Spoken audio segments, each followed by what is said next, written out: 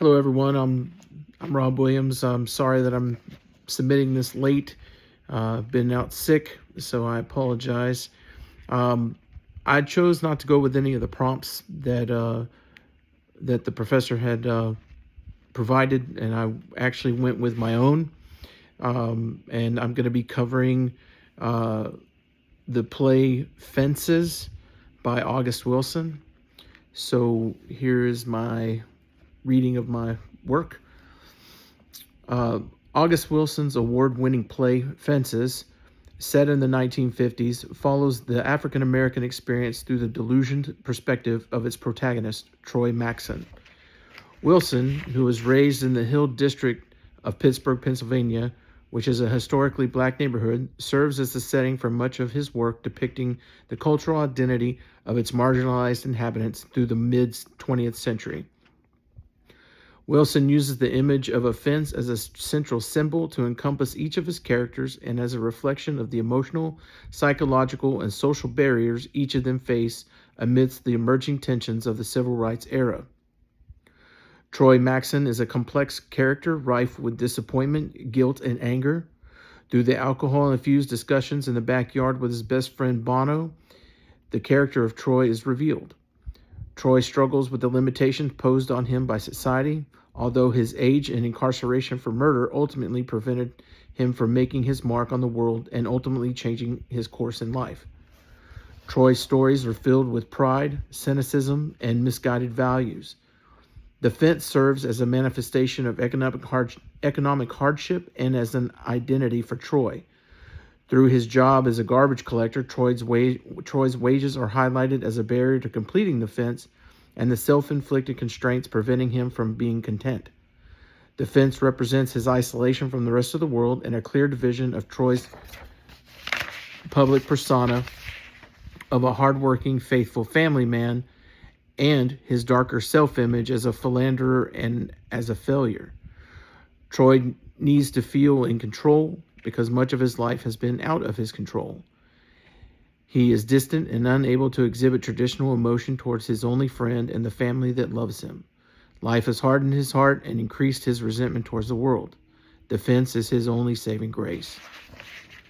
For Rose, which is his wife, the fence represents familial ties, love, and a deep desire for security.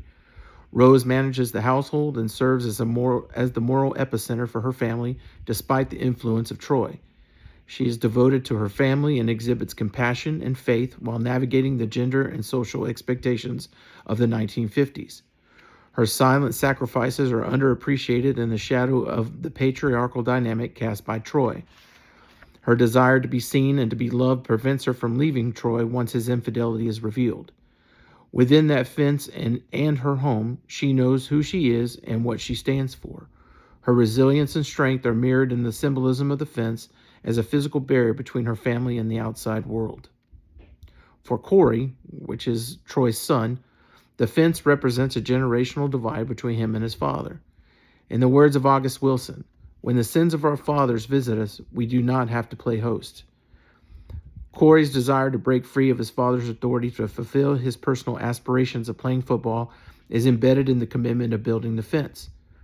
Corey views the project as another example of his father's control and his failures. His ambition to move beyond what his father is and represents is limited by the confines of the fence, a metaphorical barrier between him and the hope that lies on the other side of it. Corey is attempting to build his own identity and a legacy not defined by the failures and restrictions of Troy.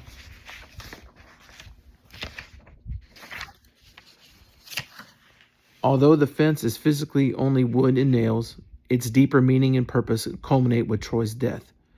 The fence becomes a sign of unity, healing, and connection. Despite the generational pain created by Troy, his family is able to break free of his control and limitations he selfishly imposed on each of them. The fence stands as a steadfast reminder of the past while opening to the promise of a redemptive future for each of them. So, for those who have not seen the movie with Viola Davis and Denzel Washington, Fences is a great play and movie. You really get an understanding of self-imposed limitations. You really get an opportunity to look at the civil rights era. You get to look at how Troy as a provider, as a man, as a black man, is limited, from becoming a driver, and not just a garbage collector. And there's so many things that I could talk about when it comes to this movie and this play. I was actually first exposed to this play many, many years ago in an off-Broadway production. My grandparents had actually taken me to it when I was in high school.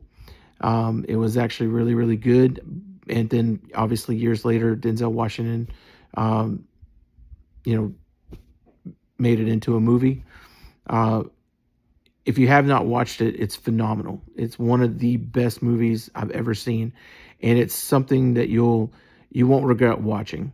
So I hope you enjoyed what I had to say. And again, if you haven't seen the movie or read the play, then you probably don't really know what it's about. But at the same time, I hope that I shine some light on the subject.